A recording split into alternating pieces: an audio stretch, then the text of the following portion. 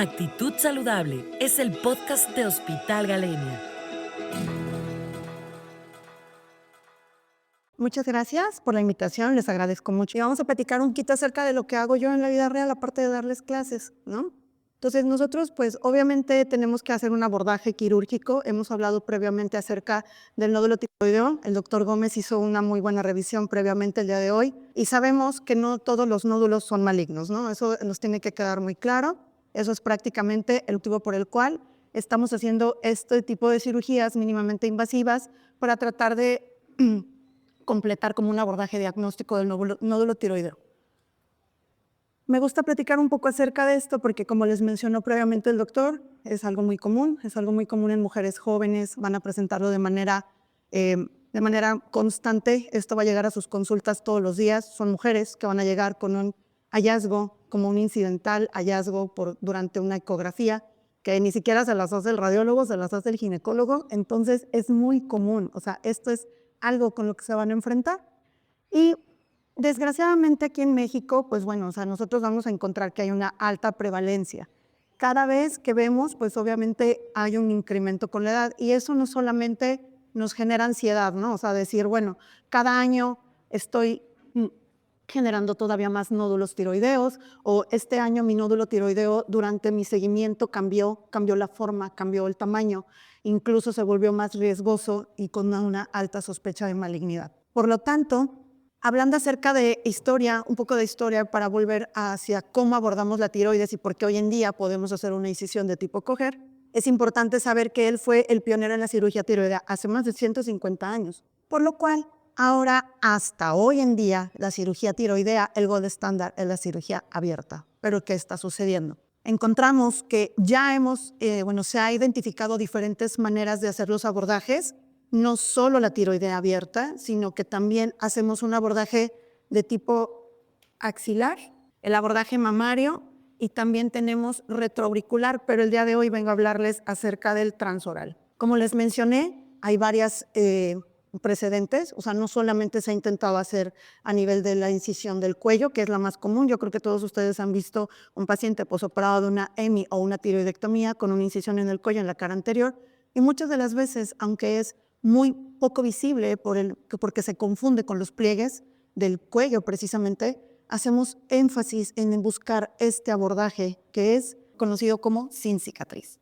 Entonces, bueno, uno dice, bueno, nadie nace sabiendo operar, ¿no? O sea, nosotros tenemos que hacer una curva de aprendizaje y para eso se considera que aproximadamente tenemos que tener un promedio de 20 procedimientos anuales para poder considerar que hemos cumplido con esta curva de aprendizaje. Durante esta curva podemos ver, y es común, el único que no le va a complicar ningún paciente es aquel que no opera. O sea, si yo nunca opero, pues nunca voy a tener una complicación así de sencilla. Pero si realizamos cirugías, pues obviamente existe una posibilidad de una complicación, aunque sea en un menor porcentaje, aunque sea un riesgo muy pequeño, es un riesgo latente, es un riesgo presente que hay que tener en cuenta y hay que explicar al paciente claramente para que cuando llegue a suceder, esto sea un control, o sea, esto nosotros sepamos resolverlo. Dentro de las curiosidades, ¿por qué empezamos a hacer este abordaje? Es precisamente dado también a Hosher en 1997, quien inició con una lobectomía parcial y abordó a través de Pablo Micoli en 99, abordó a través de una mini-VAT, que es video asistida. Y entonces aquí vemos una imagen en la cual podemos ver, ¿hay una incisión? Sí, hay una incisión en la cara anterior del cuello, vemos claramente, pero tenemos una videoasistencia.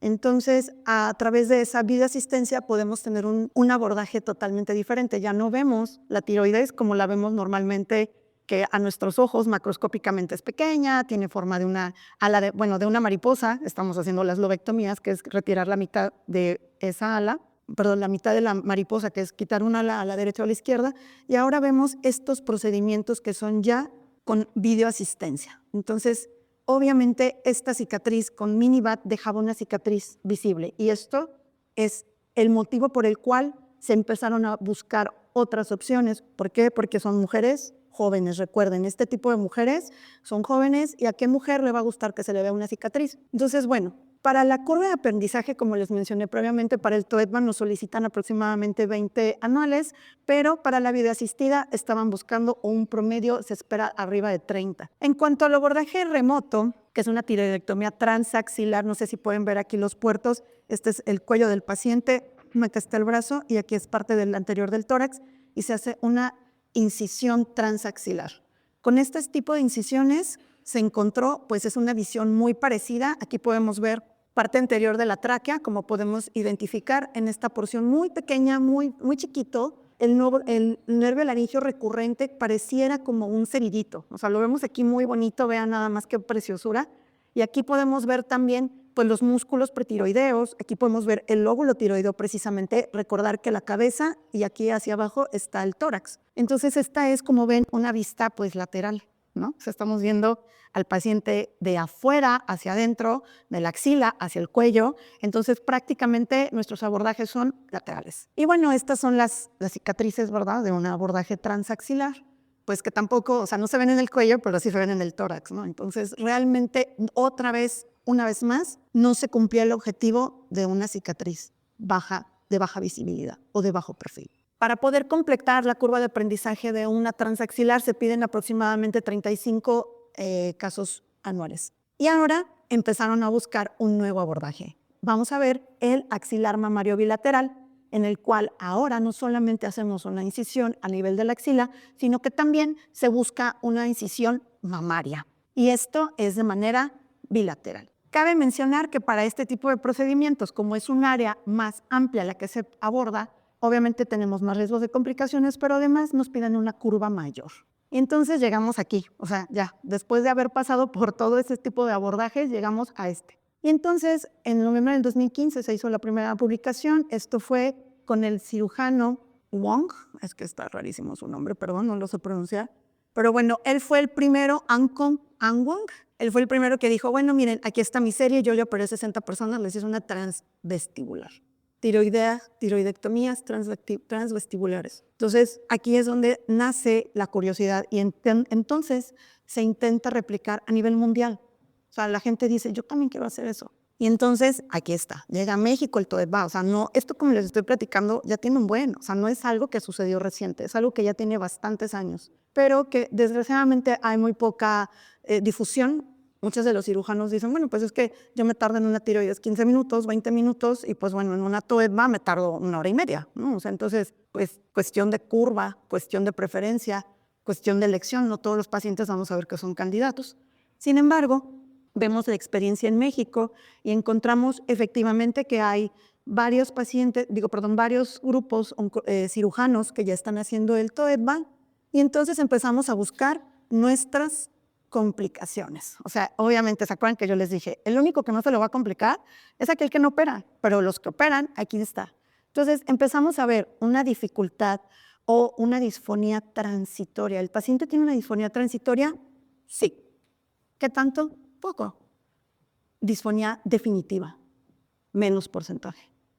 Pero cuando hablamos de un hipoparatiroidismo, ya sea transitorio, vemos que es común. Un hipoparatiroidismo definitivo es también poco común.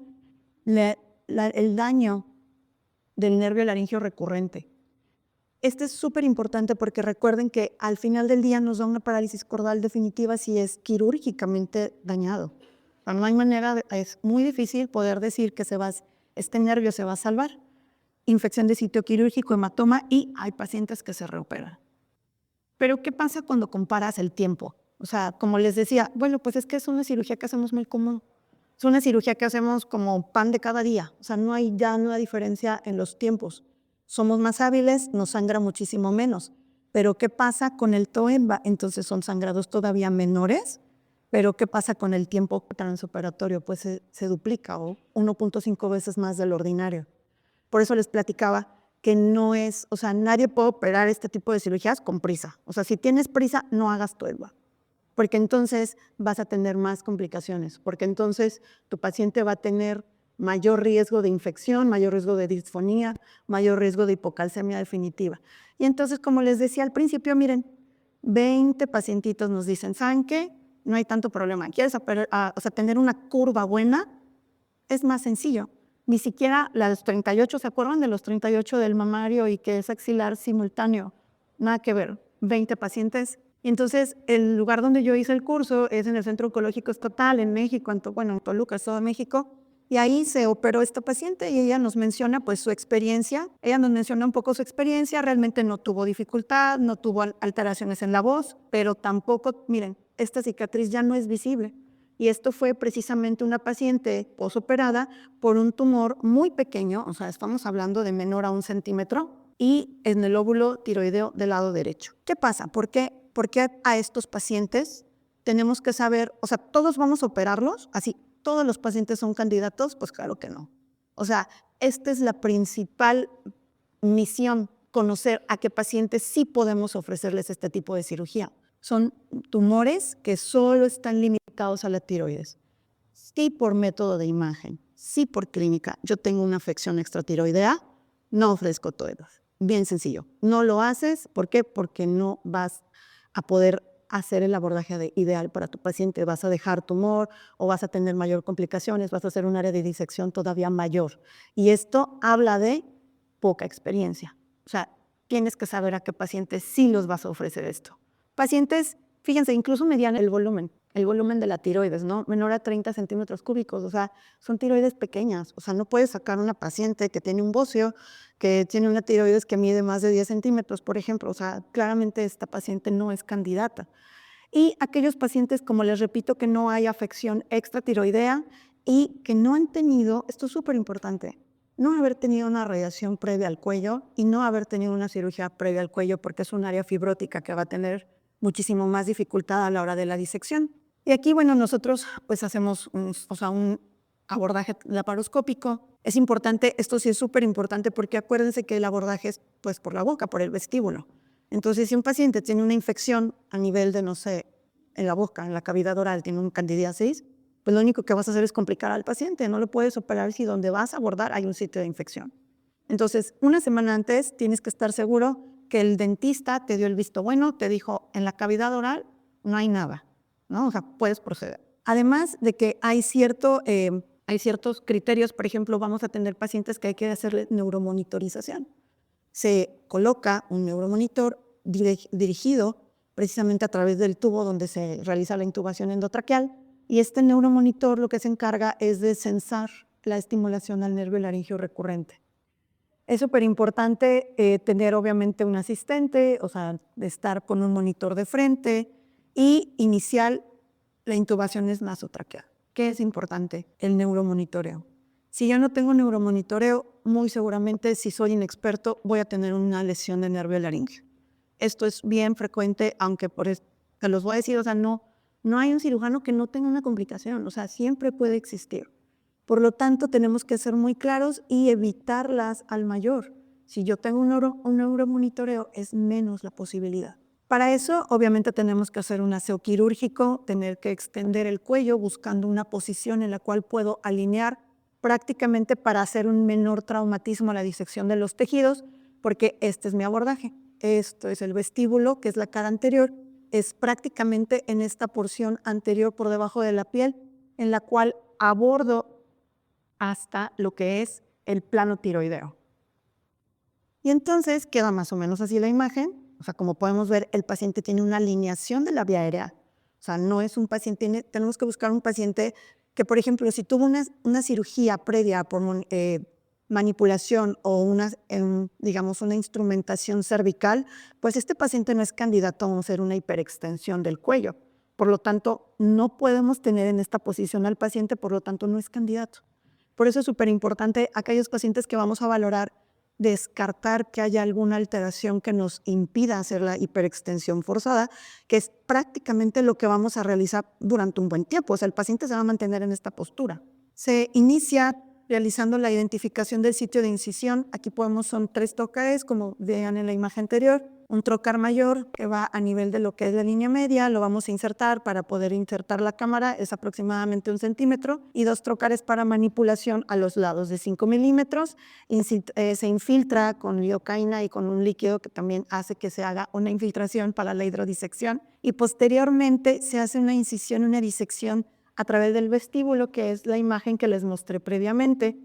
realizando esta disección del espacio subplatismal. Ahí, como pueden ver, se puede ver cómo ya está insertado el trocar y entra hacia el espacio del vestíbulo. Aquí, posteriormente, después de la colocación de los 3 trocares, procedemos a la disección subplatismal, que aquí pues obviamente se tiene que identificar muy bien los planos, hay que disecar el músculo platisma, que prácticamente es muy delgado, sin embargo, hay que identificar y hay que hacer una disección puede haber electrofulguración, y posteriormente vamos a llegar a esta identificación de lo que es la glándula tiroides. Aquí podemos ver un poquito, es una vista un poco lateral.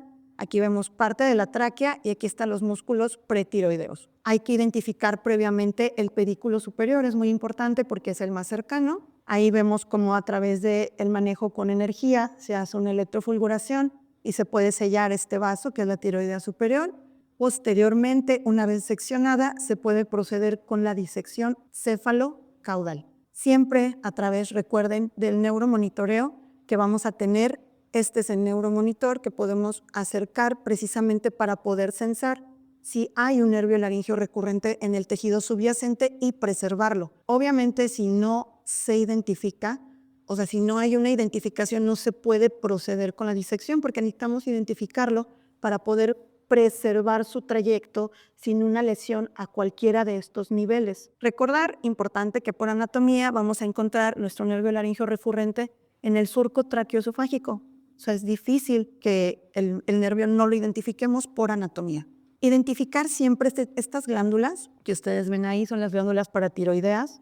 Hay que preservarlas porque, como recuerdan, estas se encargan de la regulación del calcio en sangre. Por lo tanto, a pesar de que hay 4 o hasta 6, hay que preservarlas. ¿Por qué? Porque muchas de esas veces los pacientes pueden cursar con la hipocalcemia, que ya muchas de las veces, si recuerdan en la tabla inicial, hablábamos de un hipoparatiroidismo transitorio o definitivo. Y posteriormente, una vez que ya se identifica, nosotros tenemos que obviamente ligar el pedículo inferior. Aquí está obviamente la gráfica, vean cómo se estimula. Este es el neuromonitor. Aquí estamos con la tráquea y aquí se ve el nervio laringeo en el surco traqueoesofágico, como mencionábamos previamente. El ligamento de Berry es prácticamente una fijación lateral de la tiroides. Es súper importante que lo liguemos porque si no, no nos va a permitir poder movilizar la tiroides hacia la parte medial, por así decirlo. Estamos levantando. Recuerden que la tiroides vive enfrente de la tráquea y está adosada, o sea, está adherida y tiene esa forma como si la rodeara, como si la abrazara.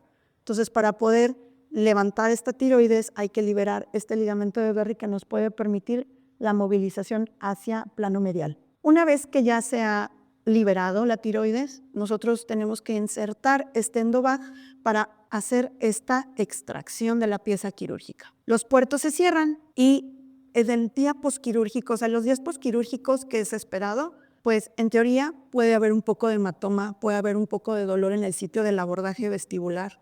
Se espera también que haya pacientes que tengan un retraso en la cicatrización. Estamos hablando de que se epiteliza en 1 o 2 días. ¿Es esperado? Sí. Recuerden que habíamos hablado en las complicaciones previas, infección de sitio quirúrgico. Por lo tanto, es súper importante que a estos pacientes son cirugías electivas. En ningún momento son cirugías de urgencia. No podemos meter a un paciente que tenga una infección o una sospecha de infección. Es súper importante cumplir con los requisitos y pues prácticamente son cirugías seguras. Cuando hacemos una comparación prospectiva y retrospectiva en cuanto a su seguridad, pues vemos que prácticamente tienen una muy buena seguridad. O sea, vemos que las complicaciones, cuando hablamos del otro grupo y hablamos del TOEDVA, pues prácticamente no hay una diferencia significativa en el número de complicaciones. Aquí también no hay, o sea, algo estadísticamente significativo que diga, ok, hay un mayor riesgo o hay un mayor riesgo, hay una mayor complicación, no la hay. ¿Qué es importante? No podemos ofrecerla a todo el mundo, eso es importante. Deberíamos intentar hacerla un método convencional, sí, pero no a todos los pacientes, o sea, eso es lo indicado. Y tenemos que identificar que efectivamente, como mencioné previamente, vamos a poder tener complicaciones postquirúrgicas, efectivamente, mas sin embargo, eso no impide que se vaya haciendo. O sea, recuerden lo que les mencioné, es una curva de aprendizaje menor a los otros abordajes que les mencioné del inicio. Y al momento ¿por qué no la hacemos todo el tiempo? ¿Por qué no es algo que se haga, no es el gol estándar? Porque precisamente la tiroidectomía abierta aún sigue siendo el método quirúrgico predominante. Y bueno, como les mencioné, hacer énfasis en que sí es importante iniciar con la curva, sí es importante buscar pacientes selectos. Muchísimas gracias. Actitud Saludable es el podcast de Hospital Galenia.